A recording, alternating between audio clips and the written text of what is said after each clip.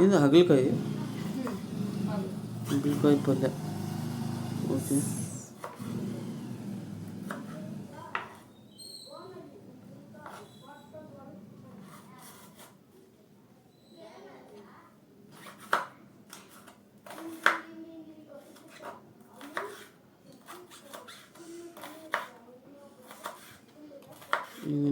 ಹಾಗಲಕಾಯಿ ಇಷ್ಟು ಕಾಯಿ ತುರ್ಕೋಬೇಕಾ? ಓಕೆ.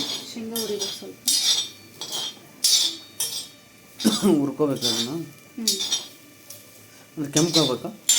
ಇಲ್ಲ, ಇದು ಸ್ವಲ್ಪ ಎಲ್ಲನೂ ಬೇಯಿಸ್ಕೋಬೇಕು, ಈಸ ಹೋಗ್ಬೇಕು ಅಂತ. ಓಕೆ.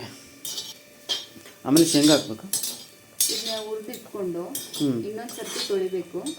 ಓಕೆ. ತೊಳೆದು ಒಂದು ನೀಟಾಗಿ ಹಿಂಡಿ ಒಂದು ಕಡೆ ಇಟ್ಕೋಬೇಕು. ಆಮೇಲೆ ಆಯಿಲ್ ಹಾಕಿಬಿಟ್ಟು ಇದು ಒಗ್ಗರಣೆ ಕೊಡಬೇಕು. ಓಕೆ.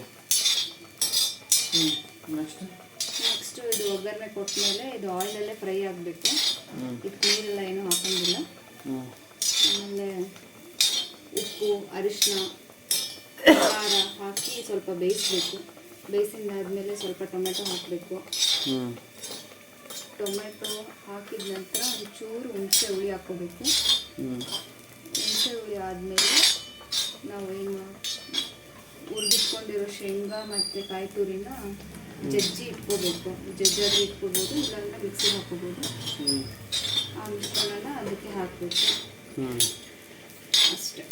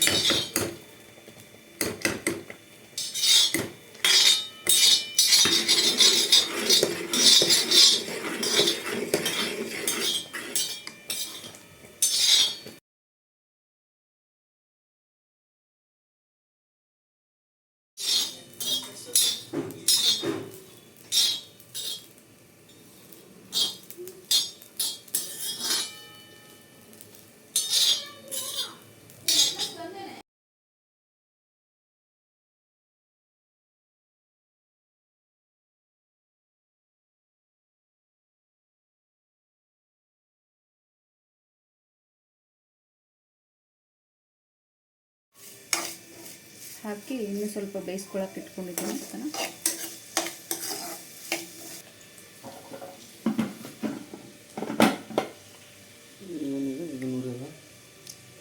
ಇದರಲ್ಲಿ ಶೇಂಗಾ, ಕೊಬ್ಬರಿ ಮತ್ತು ಅಲ್ಲ, ಬೆಳ್ಳುಳ್ಳಿ.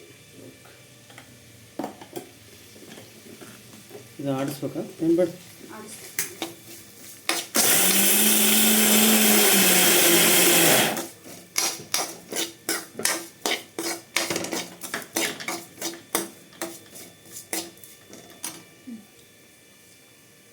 ಸಾಕು. ಇಷ್ಟು ತರಿ ರುಬ್ಕೋಬೇಕು. ಓಕೆ.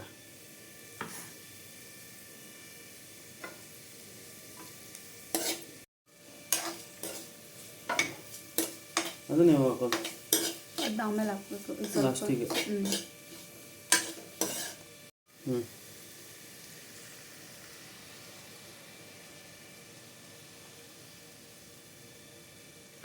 ಹುಳಿ ಆಗಲ್ಲ? ಹುಳಿ ಸ್ವಲ್ಪ ಟೇಸ್ಟ್ ಬರಲಿ ಅಂತ, ಅದು ಸ್ವಲ್ಪ ಕೈ ಹೋಗಿ ಸ್ವಲ್ಪ ಸ್ವೀಟ್ ಮತ್ತು ಹುಳಿ ಬರಲಿ ಅಂತ ಹಾಕೋದು. ಖಾರ ಹಾಕಿದ್ವಿ? ಖಾರ ಹಾಕಿ.